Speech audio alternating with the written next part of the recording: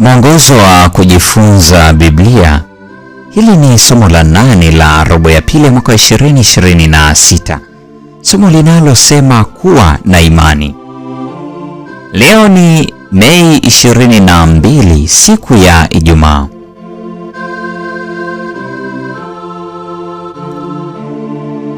Leo tunajifunza zaidi.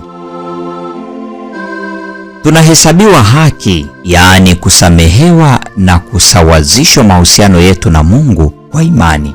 Warumi sura ile ya 5 ya kwanza.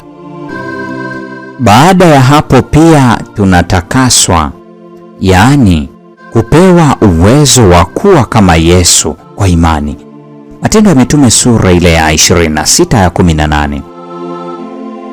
Tunapomkaribisha Yesu maishani mwetu pia tunakuwa watoto wa Mungu kwa imani. Yohana Mtakatifu sura ile ya 1 aya 12. Tunaishi kwa imani katika mwana wa Mungu. Wagalatia sura ile ya 2 aya 20.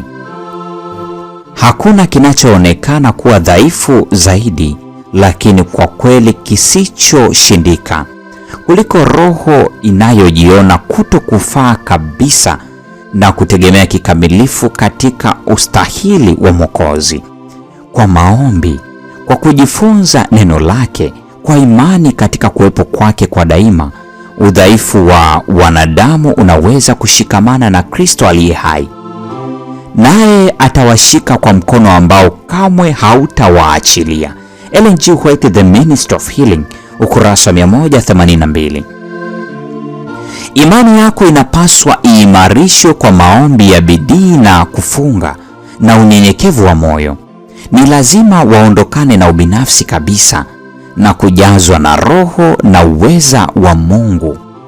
Maombi ya dhati yenye kuvumilia kwa Mungu kwa imani, imani inayoongoza katika kumtegemea Mungu kabisa na kujitoa kikamilifu katika kazi yake peke yake, ndiyo yanaweza kumletea mtu msaada wa Roho Mtakatifu katika mapambano dhidi ya falme na mamlaka, juu ya wakuu wa giza hili, juu ya majeshi ya pepo wabaya katika ulimwengu wa roho.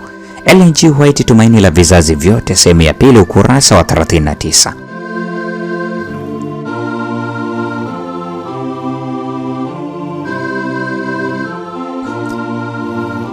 Maswali ya kujadili. Swali la kwanza: ni hoja gani 5 zimeangaziwa katika dondoo ya mwisho hapo juu kuhusiana na suala la kushirikiana na Roho Mtakatifu dhidi ya adui? Swali la pili: je, imani ina sehemu gani katika vita dhidi ya uovu? Swali la tatu: unaonaje vita kwa sasa katika maisha yako mwenyewe? Swali la 4: soma waraka wa Paulo kwa Waebrania sura ile ya 10 ya 23. Kwa nini ni muhimu kushika sana ungamo la imani yetu? Swali la 5 na la mwisho: ni mara ngapi unauzingatia ukweli huu kwamba unapojisikia dhaifu zaidi ni fursa kwako kumtegemea Kristo kikamilifu zaidi? Muhtasari.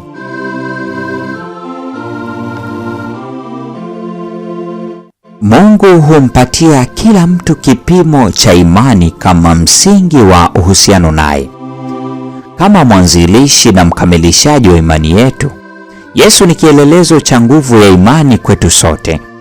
Imani yetu inapokuwa ndogo, tunapokuja kwa maombi na moyo uliosalimishwa, Mungu atatenda miujiza katika maisha yetu. Tazama Yeremia 31 aya 2 hadi ya 4, aya 9, aya 11 na aya ya 12. Atatuongoza katika njia zake zilizonyoka ili tusijikwae tena, nasi tutakuwa na amani. Yesu ndiye kielelezo kikamilifu katika mambo yote, na kuwa na imani yake kutatuhusianisha na watu wake katika nyakati za mwisho. Hii ni Mei 22, siku ya Ijumaa. Jifunze zaidi. Na kwa nukta hiyo, mpendo wa mfuatiliaji wa mfululizo wa masomo haya ya mwongozo wa kujifunza Biblia, ndio tunakuwa tumefikia tamati ya tafakari ya somo la 8 katika robo ya pili ya mwaka wa 2026, somo lililokuwa likisema kuwa na imani. Kumbuka, robo hii tunajifunza kukua katika uhusiano na Mungu. Neema ya Bwana wetu Yesu Kristo, pendo la Mungu na ushirika wa Roho Mtakatifu dumu kwa pamoja nasi sasa na hata milele. Amina.